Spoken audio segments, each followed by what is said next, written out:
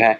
ये मतदाता सूची में ये संशोधन नहीं हो रहा है, बिल्कुल नए सिरे से मतदाता सूची बन रही है ना। पहले की मतदाता सूची भूल जाइए, नए सिरे से वोटर लिस्ट तैयार हो रहा है। 87 के पहले जो वोटर पैदा हुआ है उसको एक फॉर्म भरना पड़ेगा और उसके साथ अपना जन्म प्रमाण पत्र देना पड़ेगा।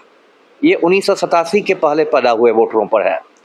1987 से 2004 तक जो वोटर पैदा हुए हैं उनको अपना जन्म प्रमाण पत्र भी देना पड़ेगा और अपने माँ पिताजी में से किसी एक का जन्म प्रमाण पत्र देना पड़ेगा। और तीसरी श्रेणी में है कि 2004 के बाद जो वोटर पैदा हुए हैं उनको अपना भी जन्म प्रमाण पत्र देना पड़ेगा प्लस अपने माँ बाबूजी दोनों का जन्म प्रमाण पत्र देना पड़ेगा, समझे ना। और देखिए कितना इसको जटिल बनाया गया है। अब बताइए, मैं देख रहा था तो बिहार में एक सर्वे में पता चला था कि मुश्किल से 3% लोगों के पास अपना जन्म प्रमाण पत्र है जी। शहर में तो कुछ लोगों को है भी, गांव में तो बिल्कुल साफ है। 87 से पहले सर कहाँ से लाएंगे जन्म प्रमाण पत्र? आप जान रहे हैं ना। और उसके बाद 87 से 2004 वालों को तो माता पिता में से किसी का एक का जन्म प्रमाण पत्र देना है और 2004 के बाद माँ बाबूजी दोनों का देना है। मतलब समझिए कि मतलब बिल्कुल आप समझिए कि हाहाकार मच जाएगा। चुनाव आयोग ने कहा है कि इसमें आधार कार्ड मान्य नहीं होगा। अब इससे बड़ा मजाक क्या होगा कि आधार कार्ड कोई निजी कंपनी तो नहीं देती है, भारत सरकार का दिया हुआ है। इतनी जांच पड़ताल के बाद आपको आधार कार्ड मिलती है, मतलब आंख की पुतली का भी फोटो ले लिया जाता है ना, आपकी बायोमेट्रिक पहचान उसमें रहती है। और चुनाव आयोग ने ये मतलब एक तरह से फतवा जारी कर दिया है कि आधार कार्ड मान्य नहीं। उन्होंने कहा कि 1 महीने में हम 8 करोड़ वोटरों का ये कर देंगे, सत्यापन कर देंगे। क्या ये संभव है? एकदम नहीं। ब्रह्मा जी साक्षात भी उतर गए ना स्वर्ग से, तब भी नहीं। निर्वाचन आयोग के द्वारा नए मतदान सूची तैयारी करने का आदेश बिहार में मिला है। इसी मुद्दे पे बात करेंगे और हमारे साथ IPS अधिकारी अमिताभ दास सर हैं। सर स्वागत है आपका। जी धन्यवाद आपका। एक न्यूज निकल कर आ रहा है कि नए मतदाता सूची तैयार होगा बिहार में इलेक्शन से पहले, क्या कहेंगे आप इस पे? ये बहुत गंभीर बात है क्योंकि समझिए कि एक तरह का षड्यंत्र है करोड़ों मतदाताओं को वोटर लिस्ट से हटाने का। और थोड़ा जटिल मामला मैं दर्शकों को समझाता हूँ। देखिए अभी 24 जून को चुनाव आयोग ने ऐलान किया है, मतलब 5-6 रोज पहले, कि बिहार में एक स्पेशल इंटेंसिव रिवीजन किया जाएगा मतदाता सूची का। हिंदी में इसको कहेंगे विशेष गहन पुनरीक्षण।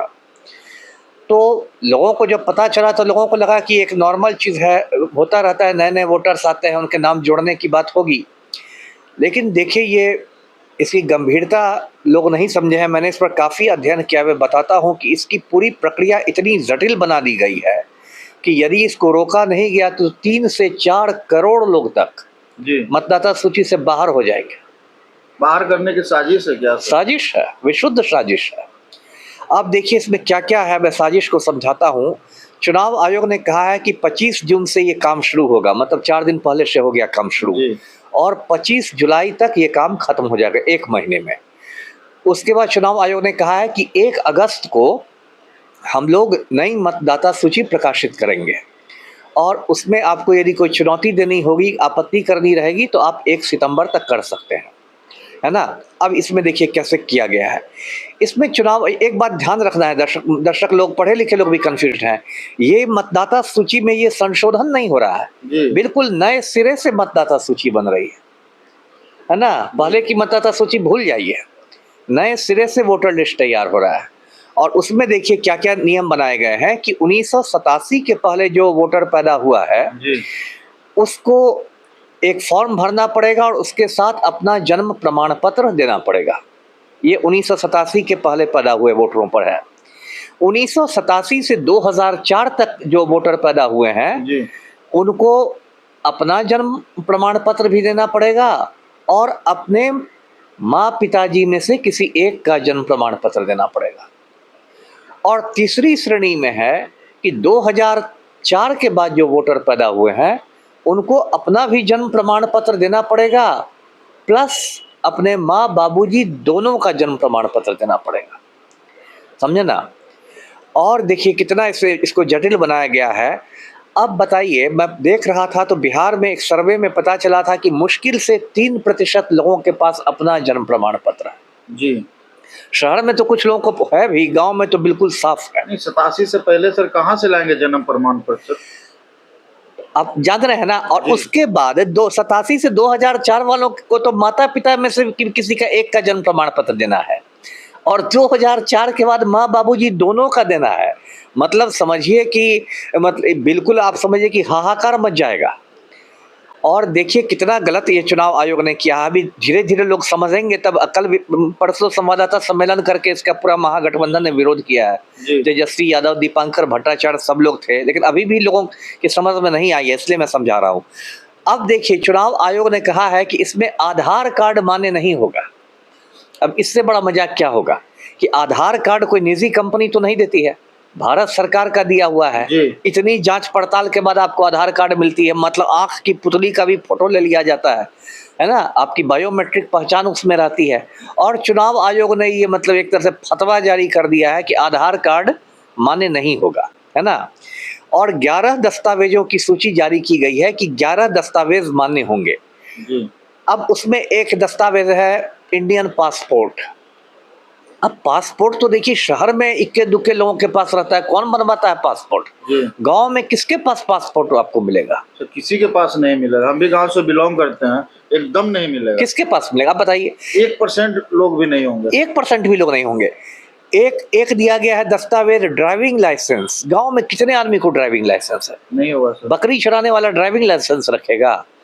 अब ये सब बात है तो क्या होगा? और वो भी देखिए कितनी अजीब बात कि चुनाव आयोग ने कहा कि 1 महीने में हम 8 करोड़ वोटरों का ये कर देंगे, सत्यापन कर देंगे। क्या ये संभव है? एकदम नहीं है। ब्रह्मा जी साक्षात भी उतर गए ना स्वर्ग से, तब भी नहीं कर पाएंगे। सर्वे का काम तो पूरा नहीं हुआ, मतदाता सूची का काम कैसे पूरा होगा? अभी मैं देख रहा था असम में, यही काम असम में हुआ था। तो असम में 1.5 करोड़ मतदाता है, बिहार से कहीं ज्यादा कम मतदाता है। उसमें ये काम करने में 6 साल लग गए। और यहाँ चुनाव आयोग कर रहा है कि हम 25 जून से 25 जुलाई ये काम कर देंगे, है ना।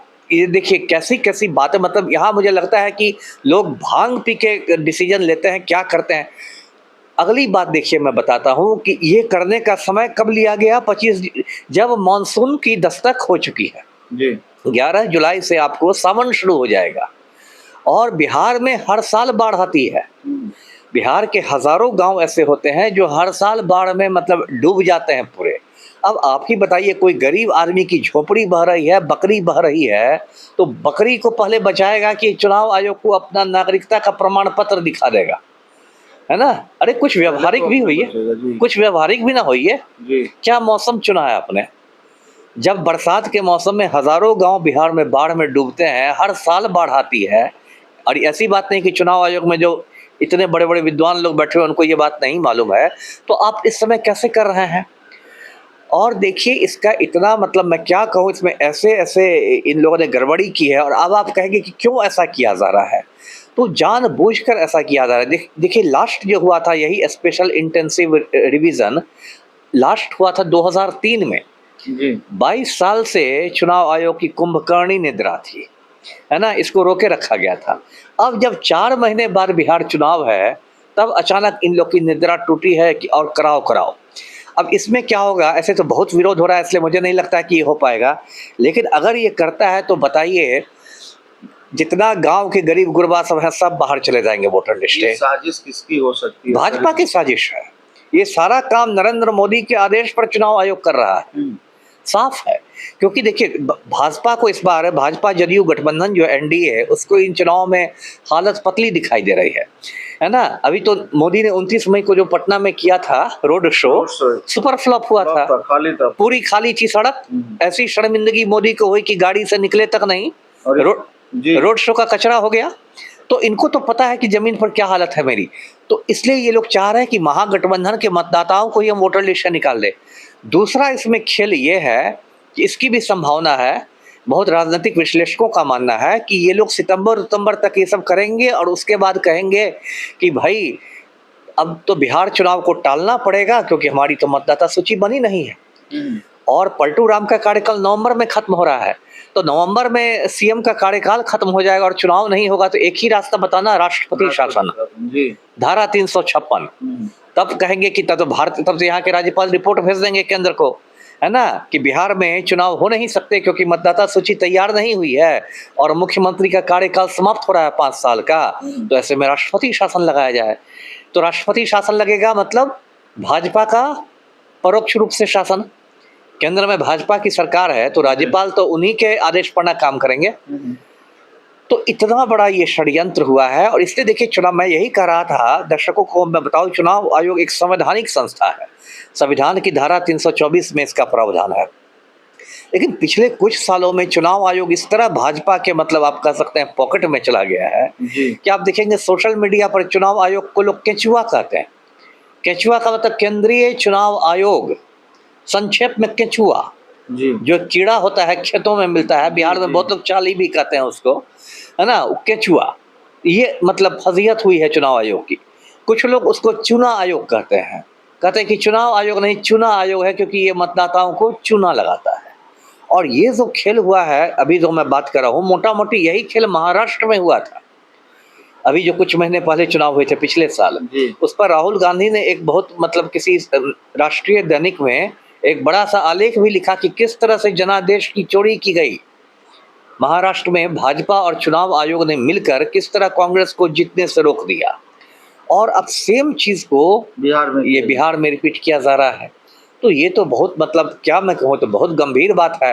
अब तो यही चीज़ है, एक तो विपक्ष को इस पर जोरदार आंदोलन करना पड़ेगा, शांतिपूर्ण लेकिन जोरदार आंदोलन। और दूसरी बात कि ऐसे तो चुनाव आयोग मानेगा नहीं, इसको सुप्रीम कोर्ट में चुनौती देनी पड़ेगी कि भाई इस तरह से नहीं हो सकता, ये क्या मजाक है, आप आधार कार्ड को नहीं मान रहे हैं और आप गाँव के गरीब आदमी से जो बकरी चराता है उससे आप इंडिया का पासपोर्ट मांग रहे हैं। ये तो मतलब लगता है कि हम लोग एक तुगलकी फरमान पढ़ते थे इतिहास में कि मोहम्मद बिन तुगलक दिल्ली का सुल्तान हुआ करता था, सनकी सुल्तान था, तो ऐसे ही पागलों की तरह कुछ कुछ फरमान जारी करता था। एक बार उसने कह दिया दिल्ली की जनता को कि आज से आपकी राजधानी हमारी हो गई दौलताबाद, चलो रे सब दौलताबाद। सैकड़ों किलोमीटर लोग गिरते पड़ते मरते हुए गए दौलताबाद, फिर 1 महीना रह के वापस चलो जी दिल्ली। तो ये तुगलकी फरमान है, ये मोहम्मद बिन तुगलक को अभी भी इतिहास में पगला के रूप में याद किया जाता है। तो लगता है पूरे चुनाव आयोग में मोहम्मद बिन तुगलक की, मतलब आत्मा का प्रवेश हो गया है और ऐसा ये काम किया जा रहा है। बताइए सर, ऐसे यदि होगा तो क्या जनता पे प्रभाव पड़ेगा, पार्टियों को क्या प्रभाव पड़ेगा? जनता पर तो सबसे ज्यादा प्रभाव पड़ेगा। मैंने कहा ना, मोटा मोटी 3 से 4, मैं आज योगेंद्र यादव को सुन रहा था जो देश के एकदम बहुत बड़े, मतलब चुनाव शास्त्री हैं, बहुत इज्जत है उनकी, 40 सालों से उन्होंने चुनाव को देखा है। उनका आकलन है, मैं नहीं कह रहा, उनका आकलन है कि 3 से 4 करोड़ मतदाता इसमें बाहर चले जाएंगे। समझ रहे हैं? 8 करोड़ मतदाता में 4 करोड़, समझिए, मतलब हर दूसरा मतदाता बाहर चला गया। जो जेन्युइन मतदाता है उसका वोटर लिस्ट नाम कट जाएगा। इससे बड़ा जनतंत्र से कोई मजाक हो सकता है? तो जनता का तो यही बंटाधार हो गया। और पार्टियों पर सबसे ज्यादा असर महागठबंधन पर पड़ेगा, उसके मोटा मोटी उसके वोटरों को ही हटा दिया जाएगा। तो इसलिए मैं फिर आपके चैनल के माध्यम से कहूँगा दर्शकों को कि भाई इसका शांतिपूर्ण विरोध कीजिए और एकदम इसको, जो कहते हैं ना, संसद तो अभी सत्र है ही नहीं, लेकिन सड़कों पर इसका जोरदार विरोध होना चाहिए। बहुत बहुत धन्यवाद जी। देख लीजिए जिस तरह से निर्वाचन आयोग ने आदेश दिया बिहार चुनाव से पहले मतदाता सूची तैयार करने के लिए, बहुत लोगों को समझ नहीं आ रहा है, लेकिन सर ने बहुत अच्छे से समझा दिया है। आपको क्या लग रहा है वीडियो में जरूर कमेंट करें और वीडियो को ज़्यादा से ज़्यादा शेयर करें। धन्यवाद।